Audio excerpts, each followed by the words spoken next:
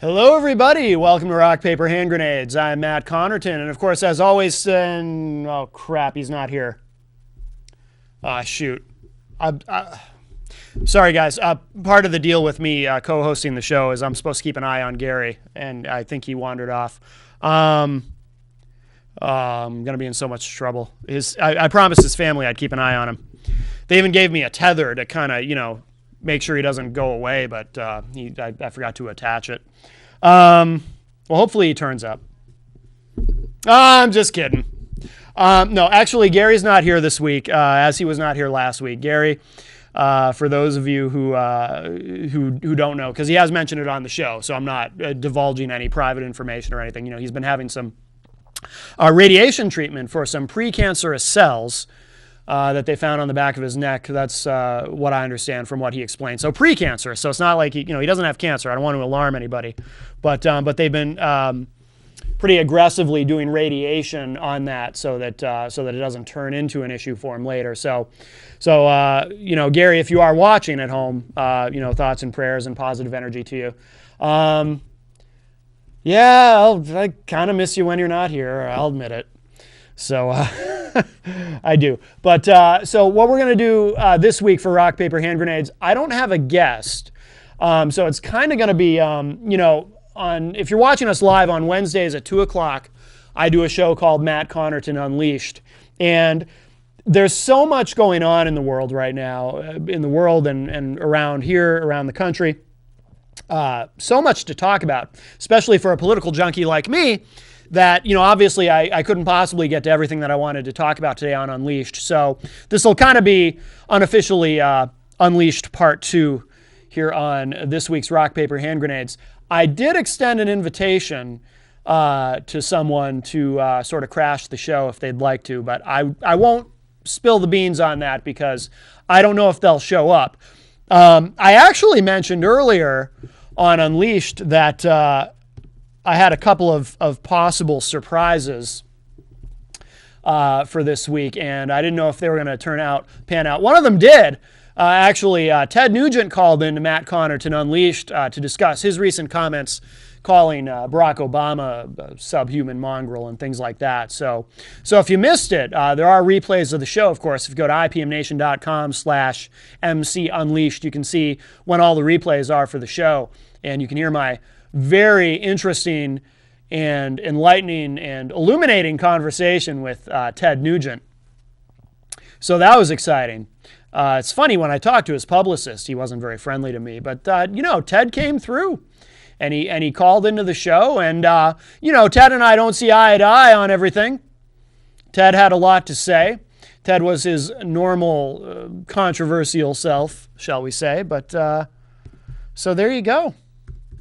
I also discussed at length on Unleashed earlier the Ukraine situation with Russia. And I'm not going to, I already went through in a lot of detail. I spent most of the show, I think pretty much all the show earlier, discussing that. But so I have some other things we'll get to for Rock, Paper, Hand Grenades, because I don't want to, granted, I realize a lot of the audience is not the same audience necessarily. I'm sure there's a lot of people who watch Rock, Paper, Hand Grenades who have no interest in checking out Matt Connarton Unleashed, because I think I probably upset some people and vice versa. But, it's an interesting dynamic here on Rock, Paper, Hand Grenades, because we joke that, I don't consider myself a liberal. I think I'm very centrist in my views. But next to Gary, I look like Karl Marx, because Gary is very conservative. So, and we have a lot of conservative guests on the show. And so even though I don't regard myself as a liberal, because I think there are certain things that disqualify me from liberalism, I'm definitely the most liberal guy in the room, typically on this show. But right now, I'm the only guy in the room. Now, if my surprise pans out, I won't be the only guy in the room, the only liberal guy in the room by the end of the show. But we'll see. I don't know if that's going to happen or not. But an invitation was extended to someone to come in and participate in tonight's show. So here we are. So I will sort of recap my thoughts and feelings on Ukraine from earlier in the day, and then we'll go on to something new. Basically, I'm very concerned about what is coming out of the right wing, some of the right wing hawkishness that is coming out regarding what's happening in Ukraine with Russia effectively invading Ukraine, or at least taking over Crimea. And I know people don't, some people don't want to hear this, but I like the way that Obama has handled this so far. And I'll tell you why. And I know a lot of Republicans, and I know a lot of Republicans watch the show, when they hear me say anything about Obama, sticking up for him, complimenting him in any way. I mean, Joe Kelly Levasseur in a Facebook exchange once, this was a while ago, but he called me an Obama Kool-Aid drinker. Fact is, I mean, I'm an independent. I'm neither a Republican or a Democrat. And I didn't vote for Obama this last time, nor did I vote for Governor 47%. I went third party and voted for Libertarian Gary Johnson, because I've decided that I'm kind of done with the two-party system. So I don't, as an independent, I don't feel any obligation to carry anyone's water. But I'm going to tell you, this is my very deep concern about how we handle what is happening right now with Putin. I mean, some people are speculating he's lost his mind. Angela Merkel, Prime Minister of Germany, apparently after a telephone conversation with Putin over this issue, called Obama to tell him, I don't think he's, I forget how she put it, I don't think he's living in reality or something. He's out of touch with reality. I want to be very careful, and I think Obama has been skillful at this so far, about not overreacting, and I certainly don't want to do anything militarily on this. On the show earlier, I was talking about, on Unleashed, I talked about something that I'll never forget. Dick Cheney, who I have a lot of criticism for, and I always have. I very much disagree, as I know a lot of Republicans do too, with a lot of the foreign policy decisions that were made during the Bush administration, Bush 43, W. But Dick Cheney said something all the way back in 2000. It was right after the Supreme Court had ruled in favor of Bush during Bush v. Gore, the disputed 2000 election. And so the transition was happening from the Clinton administration to the Bush administration. And Dick Cheney, on Nightline, while talking to Ted Koppel had interviewed him, and the subject of Russia came up, the former Soviet Union. And Dick Cheney said something in that moment that really kind of reverberated with me, and it's stuck with me ever since. Because one of the things I was concerned about during the Clinton administration in the 90s, when we were in a relatively peaceful time, I mean, there was our intervention in Bosnia-Herzegovina and so forth. But overall, I mean, the 90s were a relatively peaceful time, certainly compared to now. And there was what I've always referred to during that time period after the Cold War, sort of what I thought of as a post-Cold War complacency, where I felt that we had kind of begun to take for granted that, we're safe now. The Cold War is over. There is no nuclear threat. We're safe now. Now, of course, you don't have to think about that too deeply to realize, well, that's a nice thought, but it's never really been true. Some would argue, if you discuss nuclear proliferation with people who really study this and watch it very closely, that we've become less safe because, for one thing, after the dissolution of the Soviet Union, there are nukes out there that are unaccounted for.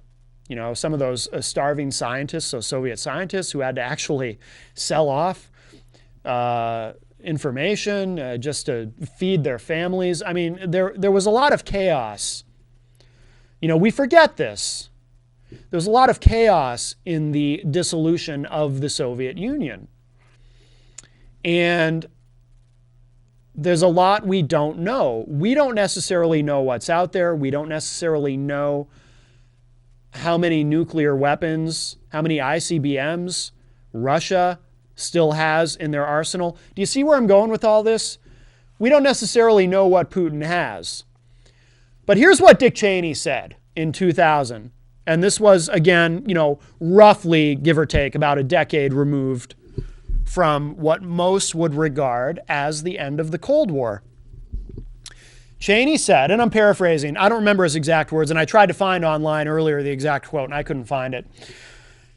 But Cheney said something to the effect of that we must never forget, in terms of our foreign policy when dealing with the Russians going forward, we must never forget that Russia still has the ability to, within a matter of minutes, destroy the United States. And we must never forget that. That must always be kept in mind. And it's true. The reality is, the stark reality is, if there were to commence, I don't even like talking about this stuff, but if there were to commence a nuclear exchange between the United States and Russia, regardless of who initiated it, and back during the Cold War, you used to hear terms like first strike capability and whatnot, like it matters. The end result is the end result. And the end result is Armageddon. Were there to be a launch of nuclear weapons by the Russians at us, honestly, most of us probably would have no idea that those missiles were even in the air and that we were about to be vaporized effectively. We wouldn't even know, which is how I'd prefer it, actually, because I don't want to see it coming. I don't want my last few minutes on this planet to be panicked. This is all dark stuff. I apologize, but I need to get this out. 5 minutes. That's what you got, basically. 5 minutes from when those missiles are launched, we're done. We're gone. So this is why, and nothing's changed. Those nukes are still there. Obama, to his credit, I'm sorry, Republicans, I know it makes your skin crawl to hear me give Obama credit for anything, but Obama, to his credit, has done some work on non-proliferation, trying to reduce the size of nuclear weapons. You could probably reduce the size of nuclear weapons, 100-fold, and we'd still have enough to completely destroy life on this planet, okay? But the reality is this. This is why we need to move very carefully, very gingerly, and we need to avoid any kind of direct, on-the-ground military intervention into this conflict. And to some people, I'm sure, some people hearing me say this would say, well, that's common sense. The stakes are too high. But there are some people on the right who are so hypercritical of Obama on absolutely everything he does. People like Bill Kristol, people like Newt Gingrich, people like John McCain, who are complaining that he hasn't been forceful enough. Now, I think Obama has been very forceful and very sort of, he hasn't been shy, certainly, about saying, we're going to do whatever we have to do economically in terms of sanctions, in terms of we're not showing up for the G8 conference in Sochi if Putin's not going to reverse course. Whatever we can do economically and diplomatically, we're going to do. And I haven't heard him actually utter the words that a military option is off the table, nor should he say that necessarily. But I think that, there are a limited number of things that the Obama administration can do in terms of dealing with this, short of course, a military option. I don't want to see anything begin to happen militarily because I don't see how it can possibly be worth the risk of where it could end up. I do not want any sort of even the slightest potential for a military confrontation with the Russians because the stakes are too high. And when I hear these very hawkish people on the right, and by the way, it's not as though the right wing in this country, and it's not as though Republicans everywhere are being hawkish on this. A lot of Republicans, in fact, are saying, we perhaps shouldn't get involved at all in this. We can't be the world's policeman. Interventionism very often doesn't turn out well for us anyway. Look at Iraq. Afghanistan's going to collapse as soon as we pull out of there. I'm absolutely convinced of that. A lot of blood and treasure lost there. Which brings me to my other point in a minute about this. But so it's not as though, I don't want to paint with a broad brush here. It's not like I hear Republicans and all the talking heads on Fox and everybody saying, we gotta really be even more forceful. And if we have to send troops in, we got to do that. And I don't even like the idea, by the way, of even, I'm uncomfortable, let's put it this way, with the idea of aiding the Ukrainian military financially. We've got to be very careful here. But again, a lot of Republicans are acknowledging that we have to be careful here. They're not going to say anything supportive of Obama, at least not so far. I don't hear any of them doing it. But they're not saying, we got to put boots on the ground and all this either. A lot of Republicans. But some Republicans are. And it's these hawks on the right. It's these people like Bill Kristol who, on my show earlier, I talked about an exchange that he had as a guest on Real Time with Bill Maher. Well, Bill Maher said to him, have you ever seen a war or a military conflict you didn't love, that you didn't want us to just lurch into? The point I'm making is we have to be very, very careful here. We have to tread lightly. I have no problem with being forceful and committed to doing things diplomatically and economically, but militarily, it's not a road we want to go down, my friends, because I am terrified of where it may end up for us. And, 14 years after I heard Dick Cheney utter those words, we must never forget that Russia has the capability within minutes to destroy the United States. I really never imagined that 14 years later I would be sitting here saying I'm concerned about the possibility of a military confrontation with the Russians. But this is where we are, and I do not want to see this escalate, especially now if what Angela Merkel says is correct. And a lot of people are saying, well, no, Putin knows exactly what he's doing, and he's being a bully, and it's all about the Russian Empire and this and that. And there are different motives that have been ascribed by different analysts who are looking at this to Putin's motives in what he's doing. But what if she's right and he really has lost his mind? Well, that's someone who's lost his mind, who has the command of enough nukes to, well, not just kill all of us, but again, that's an Armageddon scenario. We have to be very careful here, and we need a steady hand. And from my vantage point, I'm sorry, I know some people don't want to hear it, but I think Obama has thus far handled this very well. And we have a call. Hi, welcome to Rock, Paper, Hand Grenades. Who's on the line?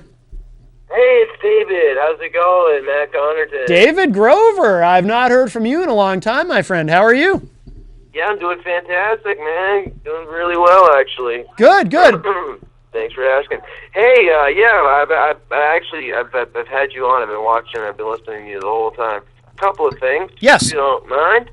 Absolutely. One, you do know that an ICBM takes way longer than 5 minutes to be launched from any Russian place. Unless they're going to be nuking Alaska, it's going to take a lot longer than that for a missile to reach anything that matters. Way longer than 5 minutes. I know you're just like shooting the breeze, but yeah, that's kind of the whole mutually assured destruction thing kind of guarantees that Russia's not shooting, because we're going to know that, like, we have ways to know whether or not nukes are coming at us, and you can tell where they're coming from. Oh, sure. So Russia would be pretty much telling, like nana boo-booing, and then we would just be like, well, we're all screwed, so then we launch all our nukes, and then I read some statistics someplace about it. Research said that it was like 3% of the population would really survive like a nuclear back and forth like that with that many warheads going on. Oh yeah. Like no one would survive. Like just a nuclear fallout. No. And no one would want to. It wouldn't even be worth surviving. Out. What's that? Yeah, I'm sorry. Go ahead. Oh no, I was just saying, David, that and no one would want to anyway. I mean, that 3%, they wouldn't even want to deal with whatever's left.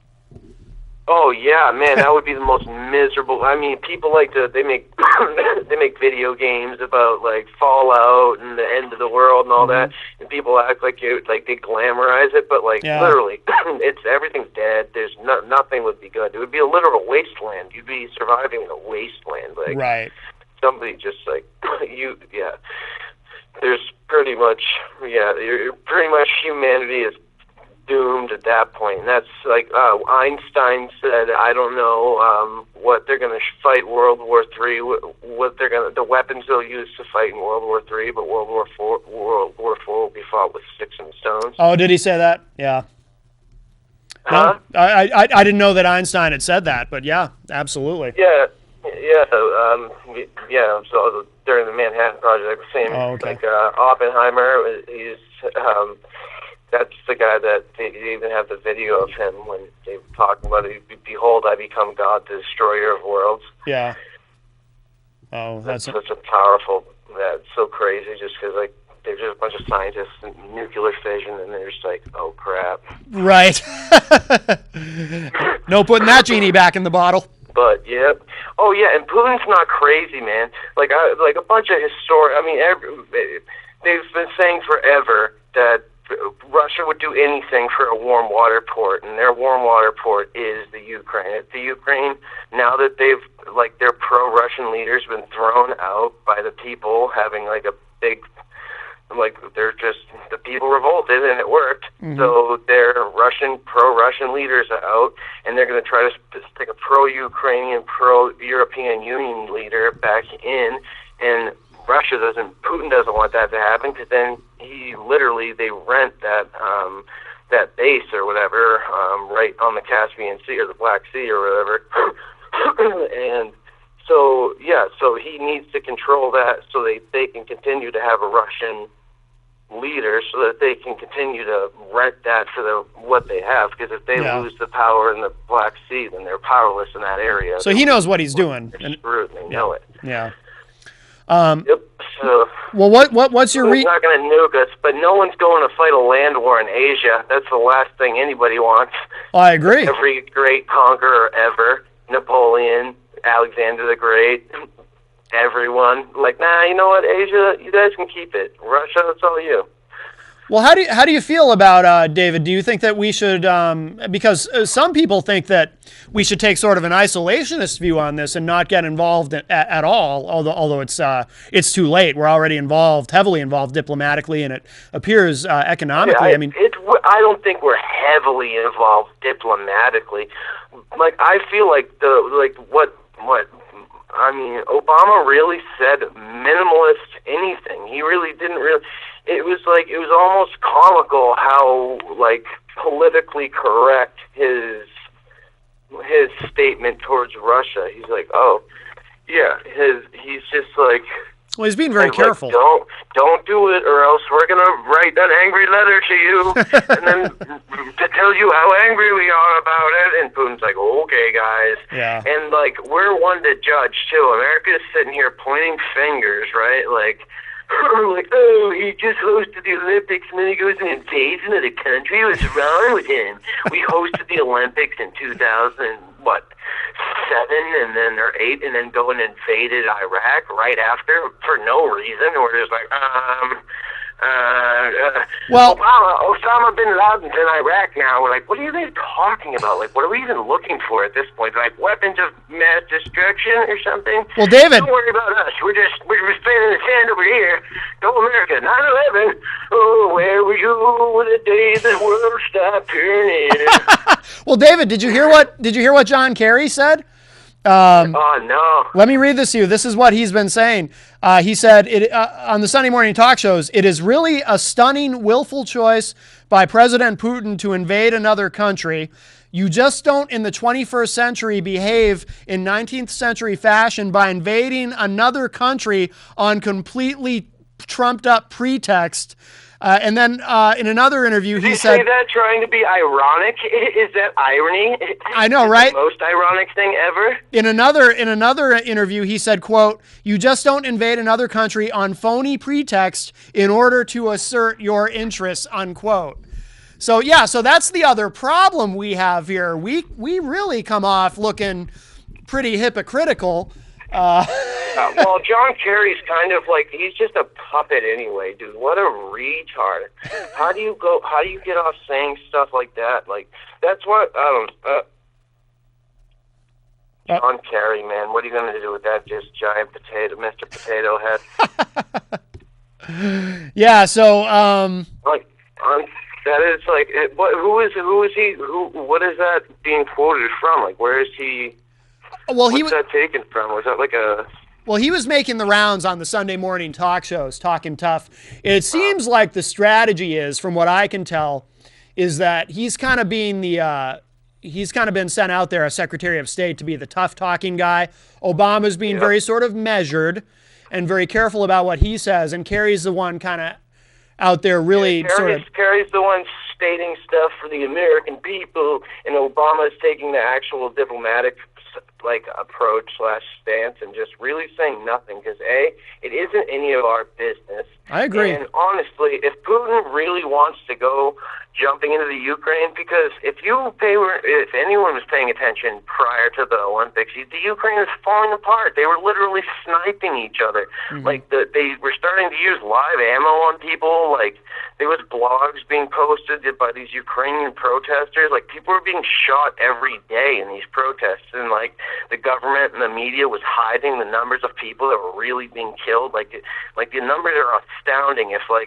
And these were all the people that were there. They're saying the numbers were like 100 times what the media was saying. And so if Russia needs to go in at this point and close them down and shut them down for what they're doing, and even if it is, it's going to benefit Putin and Russia, I think if he rolls in, not fixes everything, but puts in another pro-Russian governor or whatever it is, and then go and lets the Ukraine stay the Ukraine, and they can just continue being their own independent state. And if they want to try to vote in so they can get into the European Union, because that's what everyone's trying to fight over right now, so more power to them. Leave the Ukraine to the Ukraine. Don't try to absorb them like the USSR.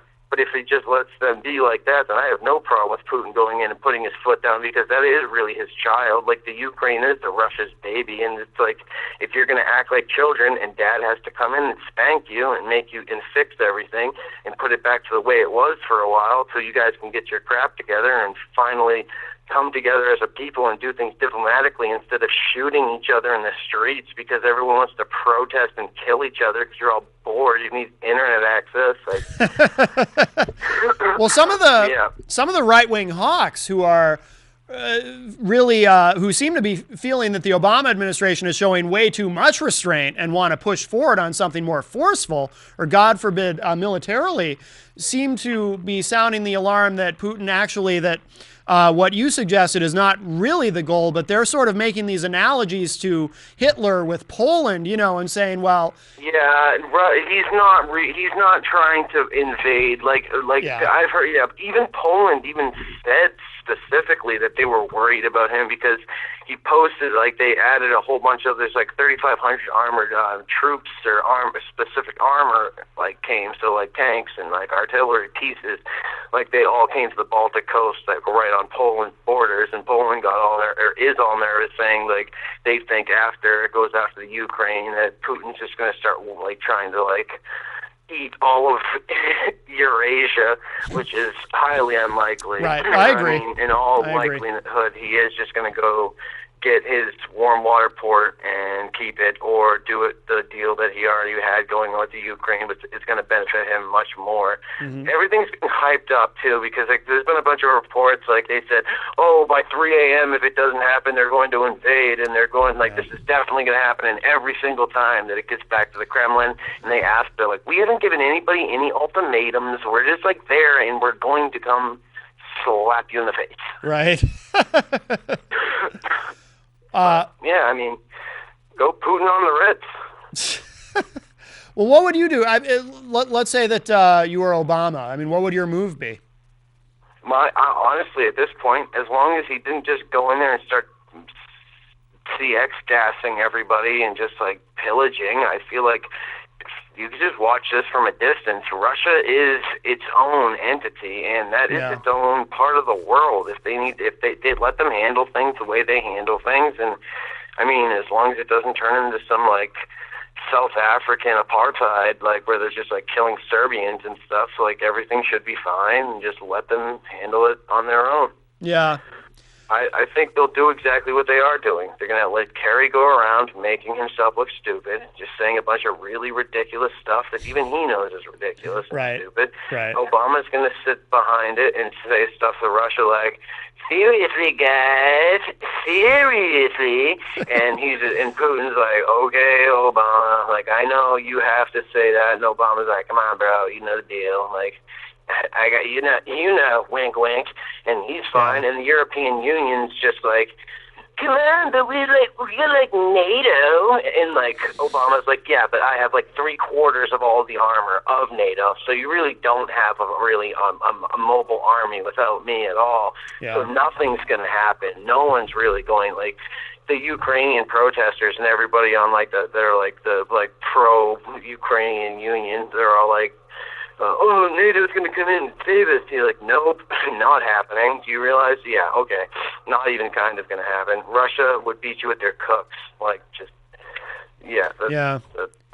He's in a no-win situation, though, Obama, because if he doesn't, even if it's all for show, what he's doing, and as you suggested, there's kind of this back channel thing where he doesn't really want to get involved and trying to manipulate Putin into changing course. If Obama sits back and doesn't intervene in any way, or at least to the extent that he sort of has, at least economically, you've got right-wingers calling him an appeaser, calling him Neville Chamberlain for just letting this happen. I mean, he really can't win. And on the other hand... You know what? Obama's at the end of his term at this point anyway. He can just sit back, relax, soak it up, smile and wave, just like, okay, nod and smile. All right, okay, bud. All right, okay. Yeah, all right, 8 years. Thank you. You're welcome. Right. Take it easy. Right. But yeah, I mean, people that I think Obama is handling this. You said it, and I agree with you completely. I think Obama's handling this perfectly well. I think he's doing exactly what he should be doing at this point. Yeah. There's no other course of action for him to be taken. He's doing exactly diplomatically, and as the president of the United States, the representative of the people, he's doing exactly what he should be doing. Yeah. Left wing, right wing, up the middle, like libertarian, whatever. Like Obama's doing absolutely nothing incorrect at this point. You can't really shake a finger at him. Yeah. No, I agree. You got any prediction on how this all sort of plays out? I mean, I hope it plays out like I said. I hope Putin can go in there, put his foot down, kind of make everybody realize that they're doing something that's going to be detrimental to all of them if it doesn't settle down, and maybe he can set some order. Probably he's going to reinstate or put in a pro-Russian, the next closest pro-Russian puppet that he can manipulate from the Kremlin, and that way he can keep his warm water port and keep his presence in the Black Sea.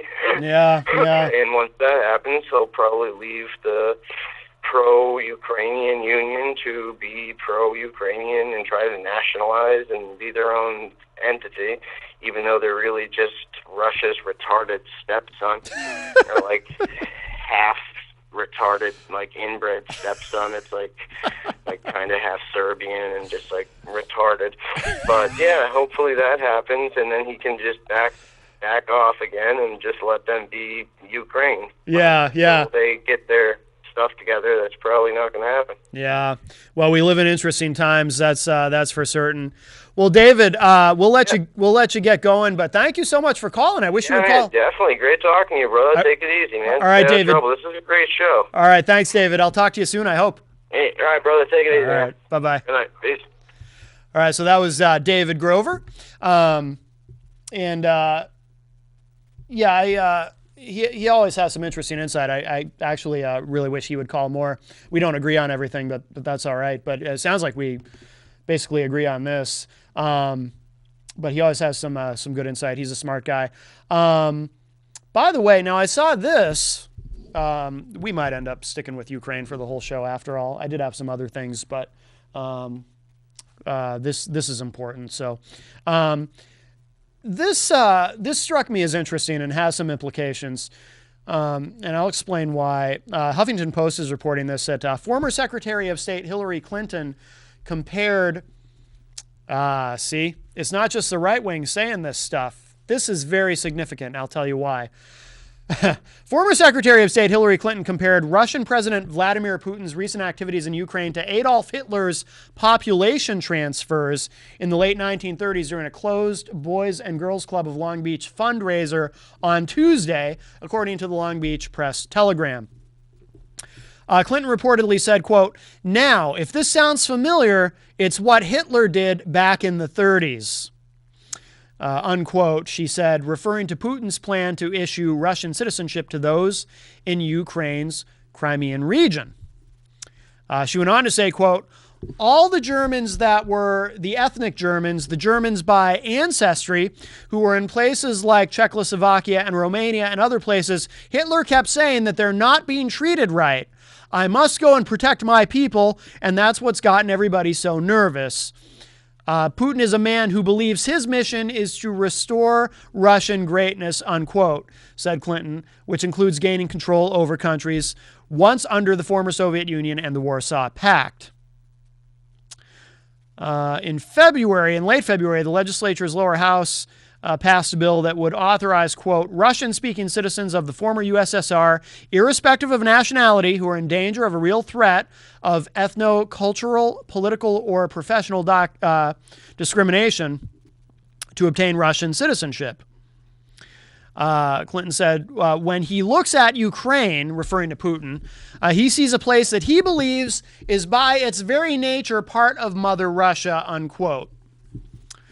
Clinton, a potential Democratic, I don't think she's a potential, I think she's definitely in. I feel like they've already nominated her. Clinton, a potential Democratic 2016 presidential contender, projected that if Ukraine and Russia are to attain any kind of agreement, negotiations would start in Crimea. There's a little more to that, but that gets it out. Here's why this is significant to me. There is a theory that if Hillary Clinton becomes president, well, actually here, let's walk it back a little bit. If she runs, and she will, like I said, I feel like they've already sort of coronated her. I hope that Biden gets in, though. I want to see Biden versus Hillary because the political junkie in me just thinks that will be fascinating for all kinds of reasons. But assuming that Hillary gets in, and she will, there's a working theory that she will try to maneuver to the right of Obama in terms of foreign policy. And this concerns me. Well, there's a good part of it and a bad part of it in my mind, how I see things. The bad part of it is this. I'm afraid that she's going to be a hawk, and that if she's trying to prove herself and maneuver to the right of Obama, which makes sense. She's a woman, so she's got to prove she can be tough. If she tries to maneuver to the right of Obama on foreign policy, well, if you go to the right of Obama on foreign policy, you end up with Bush 43, the way I see it. And I'm concerned that a President Hillary Clinton would be even more hawkish and more potentially eager to, in a situation like this, say, well, maybe we do need to look at our options militarily to get Russia out of Ukraine. Maybe that should be on the table. Again, I'm not saying Obama's taken it off the table, because as far as I know, he has not publicly taken it off the table. I want it off the table. Don't misunderstand me. But I think Hillary might be more apt, more hawkish. She's generally regarded, by the way, as being more hawkish than Obama anyway. In the Obama administration, as Secretary of State, she was regarded as being the hawk in the administration. Joe Biden was regarded as being more dovish, to the point that Biden, and this may screw him when he runs, if he runs, which he probably will, and again, I hope he does, because I want to see that play out.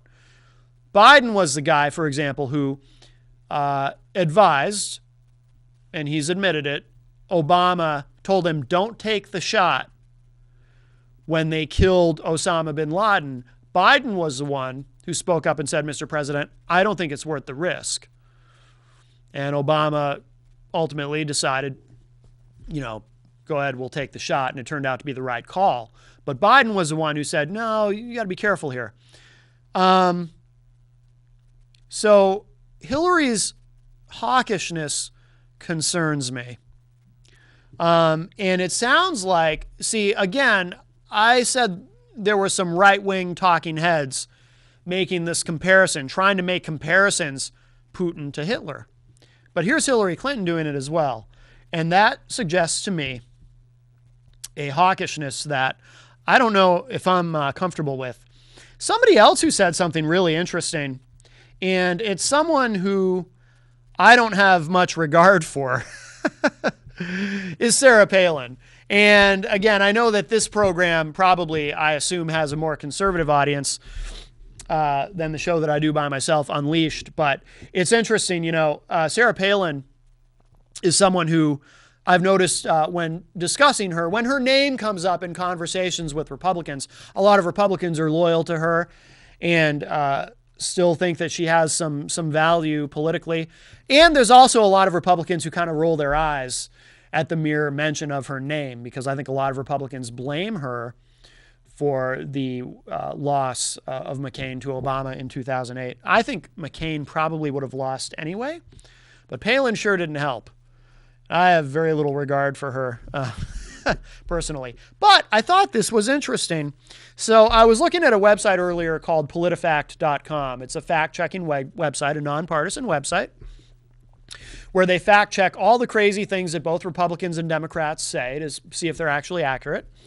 And one of the things that popped up on their Truthometer is a statement that Sarah Palin made. Sarah Palin is now publicly taking credit for what she said was an accurate prediction that she made that back before the election, the 2012 election, that if Barack Obama were reelected, it would encourage it would encourage Russia to invade Ukraine.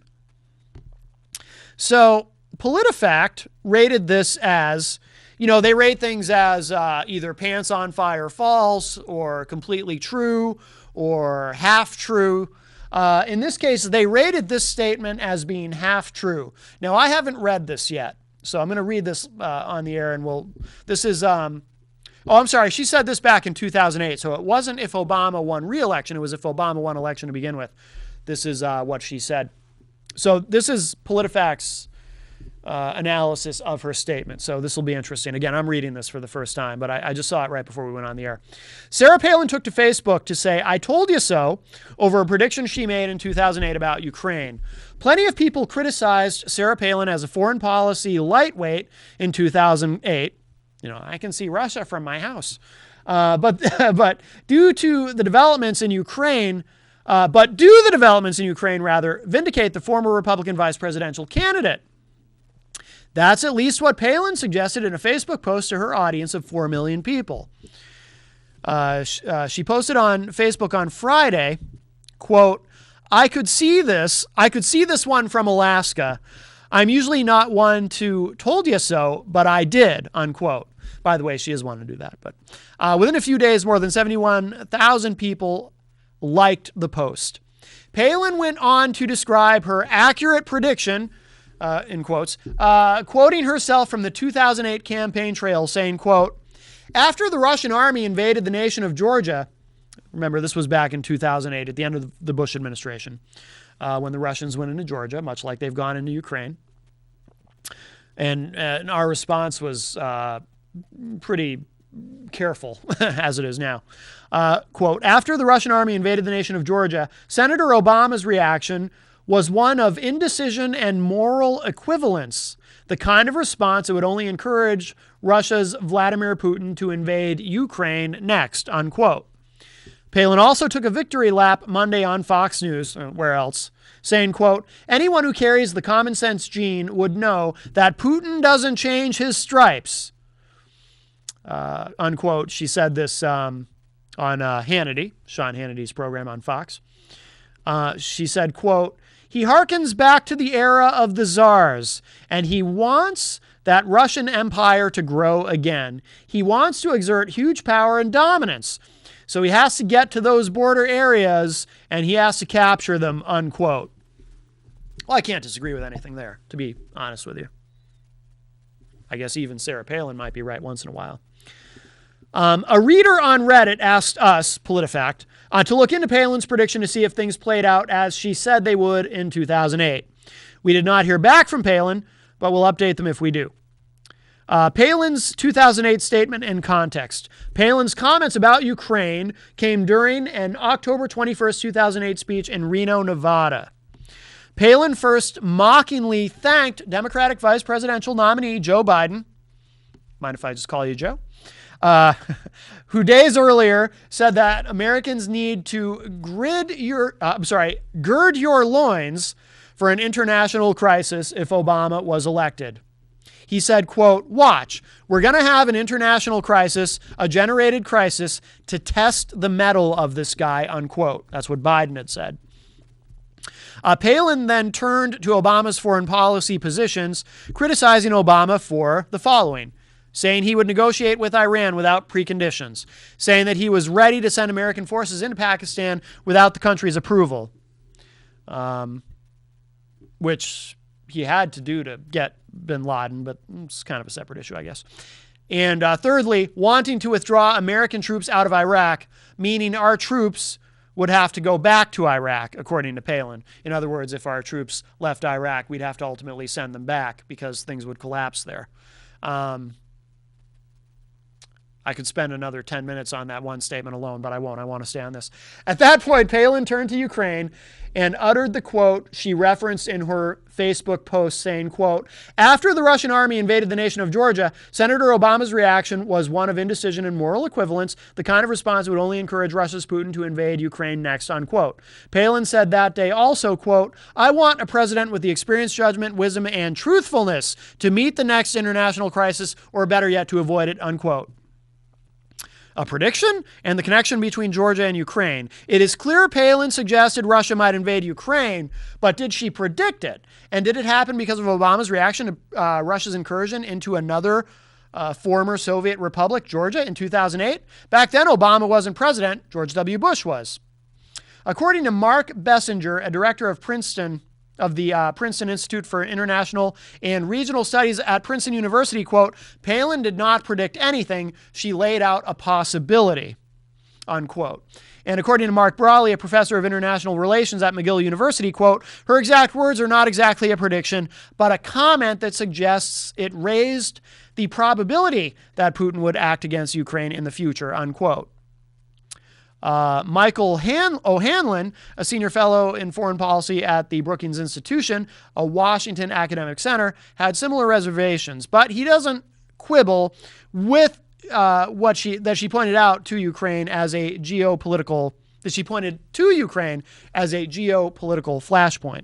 O'Hanlon said, quote, "She did raise the scenario, so I'll give her half credit." Trickier, our expert said, was Palin's 2008 words linking Obama's indecision about Georgia with and forthcoming aggression in Ukraine. It's a point where a definitive answer is not possible. There's more to this article, but we're actually already almost out of time. This goes by so quick, but the point being, so Sarah Palin did kind of say I'll go along with PolitiFact. I mean, it's not exactly a prediction, but laying out a hypothetical scenario. I want to say this, though, before we wrap up on this subject. And I mentioned this earlier on Unleashed. So if you did watch Unleashed, forgive me if I'm being redundant here, but I really think it bears repeating. I really feel, as I mentioned earlier, that during the Bush administration, our foreign policy went completely off the rails. I don't think we should have invaded Iraq. I don't think we should have gotten to Afghanistan for reasons that we don't have time to get into now. A lot of Republicans also, even though it was a Republican president at the time, look back on those, or at least one of the two, depending. I mean, everyone's kind of got their own spin on it, but a lot of Republicans look back on those as being mistakes.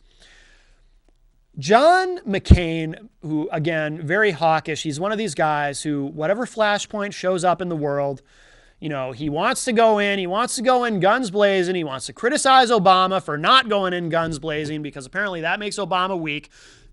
Because God forbid we actually think about this stuff before we rush to some sort of military scenario.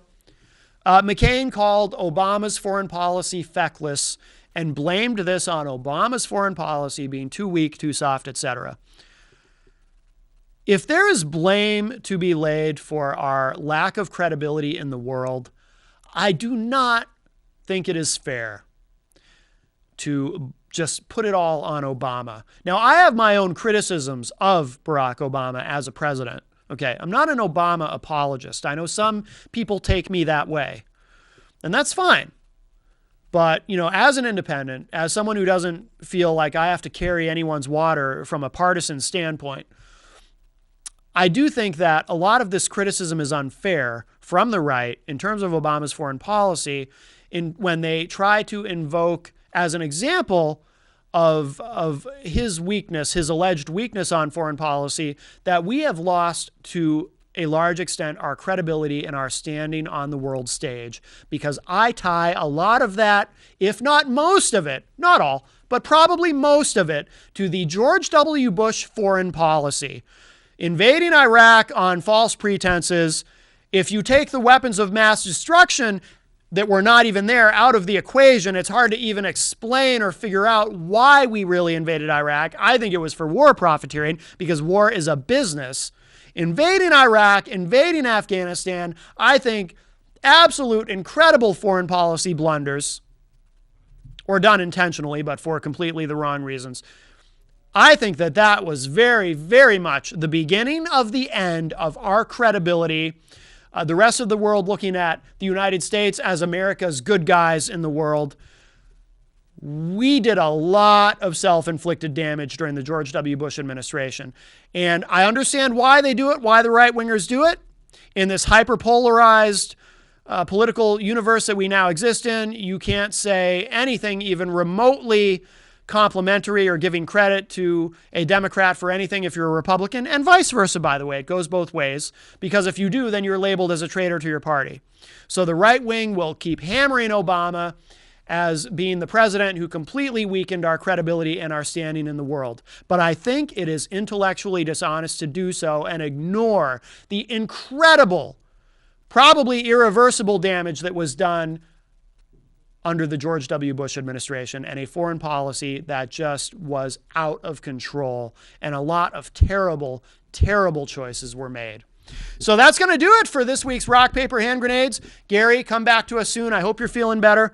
No pressure, but hang in there, man. And I miss you when you're not here. I really do. And probably a lot of the viewers do too, because I'm sure conservative-minded folks watching really miss you when you're not here. So, but it did give me an opportunity to kind of expand on what I was talking about earlier. So for those of you who did stick with me for the hour, I appreciate your watching. And if you're watching us live, Progress Report with Bob Backus and Mike Farley is coming up next. And don't forget, Mansterdam is now on at 10 p.m. instead of 11 p.m. Mansterdam at its new time. Stir It Up is no more on Wednesdays. And one more thing, don't forget the radio edition of Matt Connarton Unleashed, Thursday nights at 9 p.m. Eastern on the Dr. Kevin Radio Network. Go to drkevinradionetwork.com or just go to ipmnation.com, and that will get you there as well. Thanks, everybody, and I'll talk at you later. Take care.